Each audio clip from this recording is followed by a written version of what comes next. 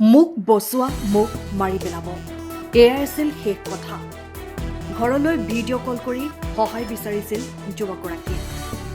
তাৰ পাছতেই কোনো সন্ধান নাই যুৱকগৰাকীৰ।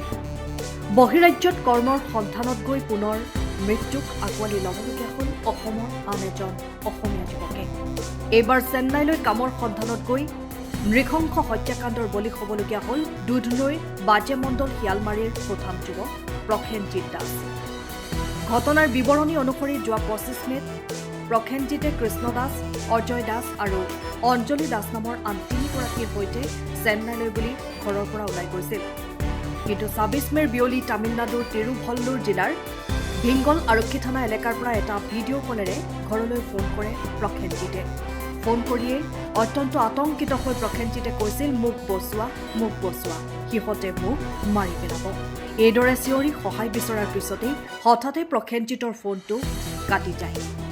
তাৰ কিছু সময়ৰ পিছতেই একেটা ফোন নম্বৰৰ পৰাই তিৰুভল্লু জিলাৰ ভিংগল আৰক্ষীৰ লোক বুলি পৰিচয় দিয়া এজন ব্যক্তিয়ে প্ৰসেনজিতৰ ঘৰলৈ ফোন কৰে আৰু কোনো দুষ্কৃতিকাৰীয়ে প্ৰসেনজিতক নৃশংসভাৱে হত্যা কৰা বুলি পৰিয়ালৰ লোকক অৱগত কৰে।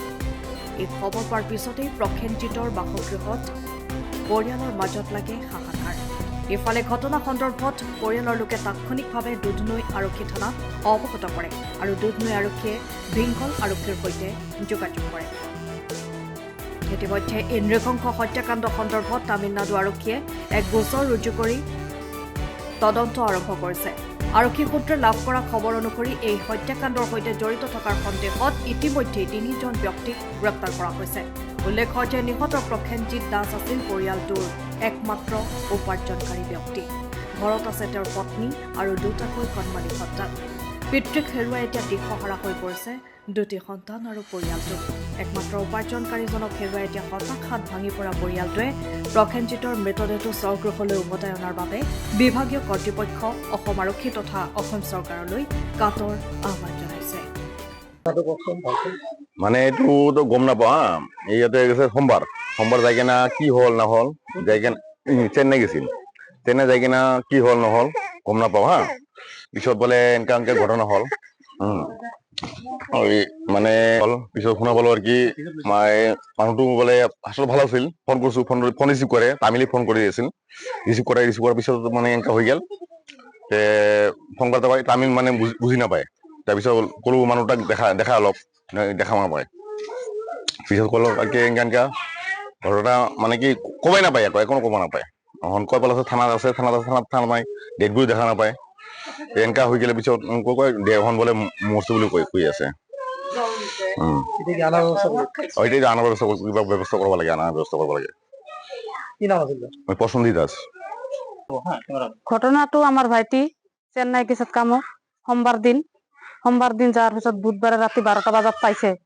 পাওয়ার পাছত অলপ ঘুমাইছে, ভাত বোলে খাইছে, ৰাতিপুৱা অলপ ঘুরি গেরা করছে। পিছত আরো অলপ বোলে ওলাইছে, ওলার পাছত বোলে মানুহটা তার মানে তাতে হয়ে গেছে, পাওয়া নাই তাহাতে বিচারাই আছে, পাওয়া নাই পিছত তাহাঁতৰ থানাৰ পৰা পিছত ফোন আইছে, তাতে বোলে কয় লাশ পাইছে আৰ কি। এনেকা চিল্লাইছে মেলা, বাঁচাও মোক বাঁচাও। তাহাঁতৰ তোৰা লৈ আহি আছে, মোক কোবাবা কাৰণ মাৰবা কাৰণ মা কৰিবা চিল্লাই আছিল। ফোন কৰিছিল। পিছত মোবাইলটো তাৰ চুইচ অফ হৈ গেছে। ভিডিঅ' কল আমি ইয়াৰ পৰা কৰিছো। তেতিয়া সি লাষ্ট নহয়, তাতে সি জিন্দাই আছিল, মাথা নিচ কৰি বহি আছিল। সি ইনকাম কৰা মানুহ হিয়া আছিল। তাই কাম কৰবা বুলি তাতে গেছিল, তাই কাম করবা পারা নাই। যেনে তেনে হোক আমার লাস্ট আর কি লাগেই। আর তা মানুষগুলো আমরা যাতে শাস্তি পাই, মানুষগুলো শাস্তি যাতে আমি পাই। প্রসেনজিৎ দাস।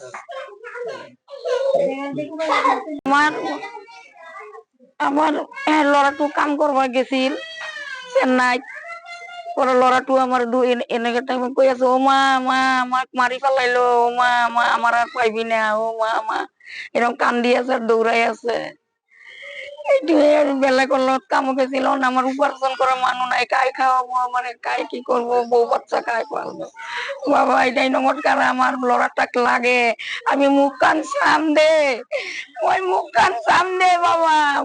কান চাম দে মই বাপ মরা চাওয়া কিমান কষ্ট করে পালি আছো আমি এইটুই কথা বাবা এই যে দুইটা লড়া বউ কাই পালে বাবা